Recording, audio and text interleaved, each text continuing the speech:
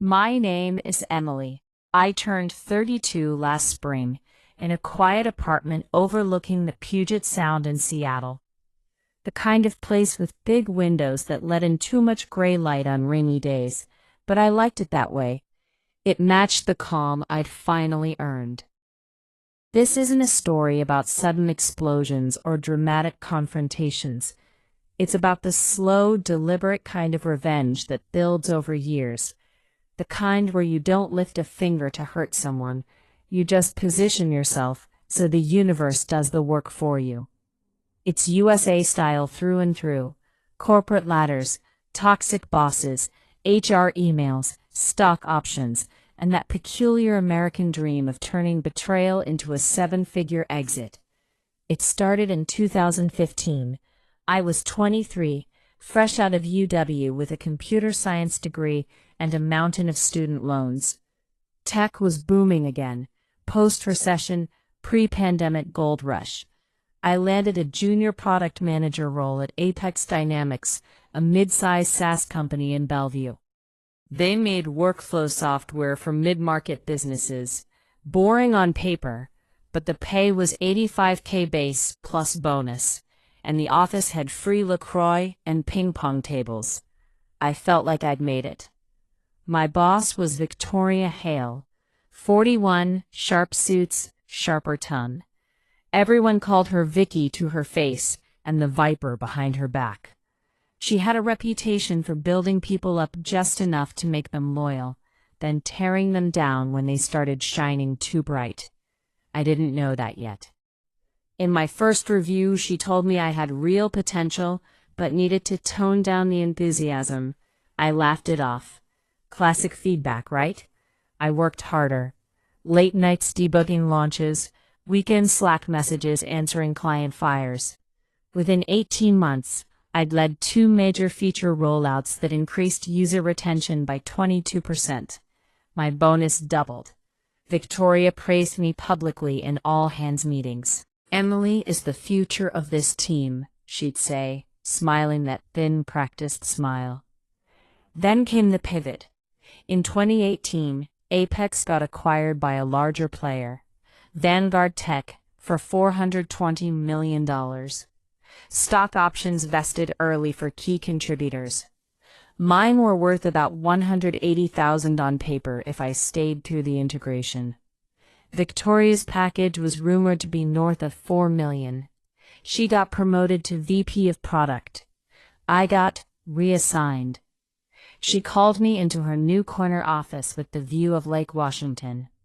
"Emily, you're too valuable in execution. I'm moving you to support ops. It's a lateral move, same title, same pay. You'll own escalations. It's critical." I felt the floor tilt. Support ops was the graveyard shift of product. Endless tickets, angry customers, no roadmap ownership.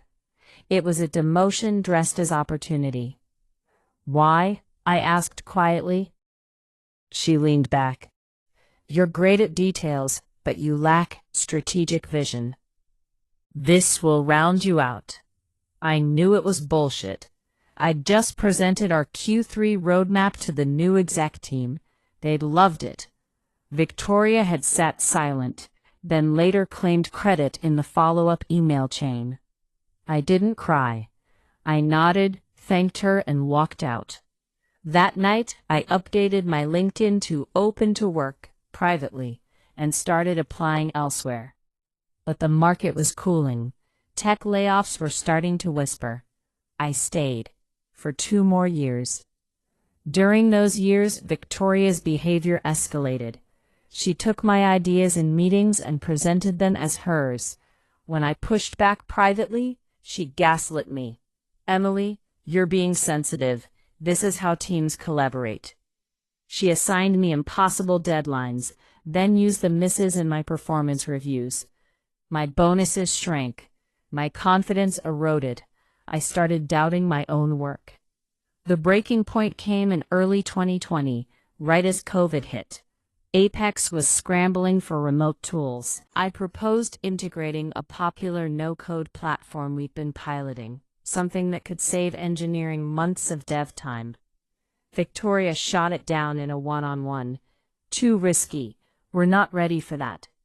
2 weeks later, in an all-hands, she announced the exact same integration as her strategic initiative. The CEO congratulated her. She got a spotlight bonus. I confronted her. That was my proposal. She smiled coldly. Ideas are cheap, Emily. Execution is everything. And frankly, your attitude lately hasn't been executive material. I left the meeting shaking. That night I started documenting everything. Emails, Slack threads, meeting notes, performance reviews. I built a timeline. I wasn't sure what for yet. Revenge, protection, both. Then the layoff wave hit. In June 2020, Vanguard cut 18% of staff. My name was on the list. Severance, 12 weeks. Cobra. A non-disparagement clause I refused to sign without lawyer review. Victoria personally delivered the news via Zoom. Emily, this isn't personal. Business is tough. I stared at the camera. It feels personal. She blinked. Don't make this harder than it needs to be. I didn't sign anything extra. I took the severance, used the time to breathe, and rebuilt. By late 2020, I was consulting freelance, product strategy for startups. The market rebounded fast. Remote work opened doors. I landed contracts at $180 an hour. Within a year, I was clearing $220,000 net. No boss, no politics, just results. In 2022, I incorporated my own company, Cascade Insights, boutique product advisory for SaaS scale-ups. I hired 2 juniors, both women who'd been burned by toxic managers. We grew quietly. No VC, bootstrapped, profitable from month 3. Meanwhile, Apex Vanguard struggled. Post-acquisition integration failed. Customers churned. Stock, public now, dipped. In early 2024, rumors started. Vanguard was shopping Apex as a carve-out. Fire sale. I watched from afar. Then, in March 2024, my phone rang. It was a headhunter I'd worked with before. Emily, Vanguard is divesting the old Apex suite. They're looking for a buyer who knows the product inside out. Someone who can turn it around fast. You interested? I paused. How much? They're asking $65 million. But it's distressed. Real price could be 35 to 40 if you move quick. I laughed. Quiet. Real. $35 million for the product I'd helped build. The one Victoria had stolen credit for. The one she'd used to sideline me. I called my lawyer. We formed a small investor group. Angel friends from UW. A couple ex-colleagues who'd also been burned. We put together $12 million equity, lined up debt for the rest. Due diligence was easy. I knew every line of code, every customer pain point. Victoria was still VP. When our LOI came in, she saw my name on the buyer entity. She emailed me directly, first time in 4 years. Emily, congratulations on the offer. I assume this is a joke? I replied, not a joke. Just business. The deal closed in October 2024.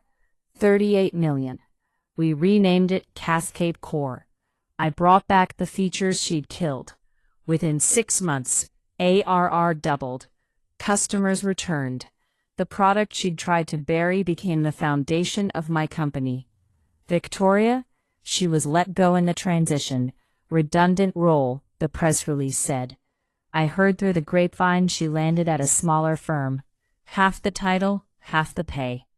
I didn't gloat publicly. No LinkedIn post, no subtweet. But every quarter when the board packet shows another 30% growth, I think of her thin smile in that corner office. Sometimes revenge isn't loud. It's buying back the dream they tried to steal from you and making it better. My name is Emily. and the view from the top? Crystal clear.